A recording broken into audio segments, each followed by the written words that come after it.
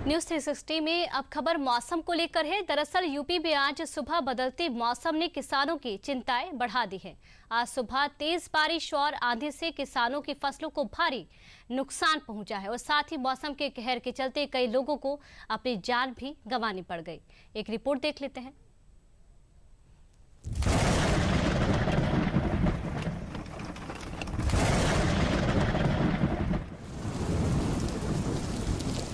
सुबह 8 बजे की ये तस्वीरें, जब राजधानी लखनऊ में सवेरा होने के बजाय घनघोर अंधेरा छा गया। जब कुदरत की गड़गड़ाहट, ये तूफानी आंधी, ये झमझमाती बारिश और ये आसमानी आफत ने यूपी के कई जिलों में कोहराम मचा दिया। दरअसल बिन मौसम बरसात से यूपी का मिजाज अब बदल गया है। पिछले कई दिनों से पड़ रही भीषण गर्मी के बाद अचानक बारिश ने दस्तक दे दी है, जो कई लोगों के लिए कहर बनकर बरपी है। किसानों की फसल बर्बाद हुई तो किसी को अपनी जान तक गंवानी पड़ गई। अब आखिर यूपी में बिन मौसम बरसात का अंजाम क्या हुआ और किस किस जिले को इसका खामियाजा भुगतना पड़ा, वो जान लेते हैं।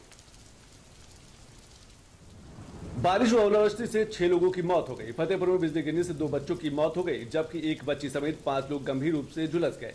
बारिश और ओलावृष्टि से 7 लोग घायल हुए। बारिश और ओलावृष्टि से कई जिलों में गेहूं की फसल भी बर्बाद हो गई।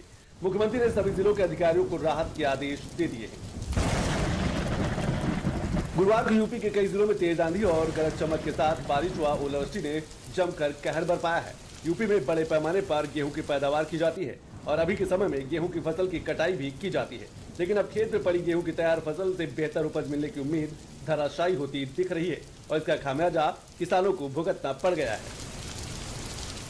हमारे गांव में सुबह से आंधी और तूफान आ रहा है, काफ़ी बारिश हो रही है। हमारा गेहूं कटा पड़ा हुआ है। जिस गेहूं की कटाई थ्रेसर में होनी थी, जिसके कारण जो बारिश होने के कारण थ्रेसर में नहीं कट पाया है, तो ये अनुमान है कि अभी 2-3 दिन बारिश होगी। अगर बारिश हो जाएगी तो मेरी फसल एकदम बर्बाद हो जाएगी, खाने के लाले पड़ जाएंगे। सुबह से बारिश हो रही है, फसल खेत में पानी भर गया है। देखो फसल कैसे हम बचा पाए।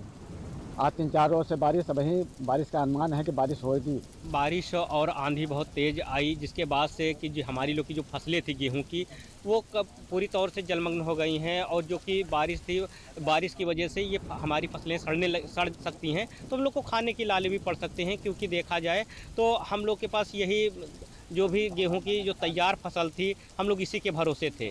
पर अब क्या करें, क्योंकि अब बारिश भी हो रही है। आप देख सकते हैं बारिश रुकने का नाम नहीं ले रही। अगर ऐसे ही बारिश होती रही तो पूरी फसलें हमारी खराब हो जाएंगी।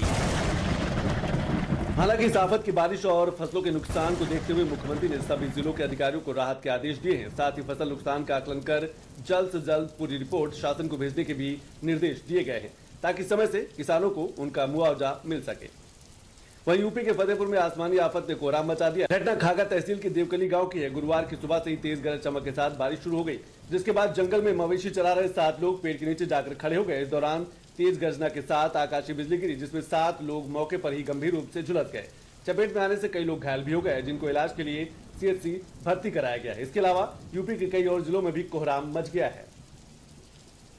सीतापुर, सिद्धार्थनगर, फिरोजाबाद और आजमगढ़ में भी एक व्यक्ति की मौत हुई है। यह हादसा उस समय हुआ जब किसान खेत से काम करके घर वापस आ रहा था।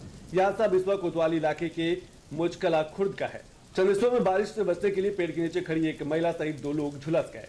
ये जनपद फतेहपुर के खागा तहसील में देवकली गांव में, जो परगना कोटला के अंतर्गत आता है, आकाशीय विद्युत की घटना में 2 नाबालिग बच्चों की मृत्यु हो गई है, जिनमें एक अरविंद कुमार और दूसरे बच्चे का नाम कुलदीप है। इनकी उम्र क्रमशः 14 साल और 13 साल है।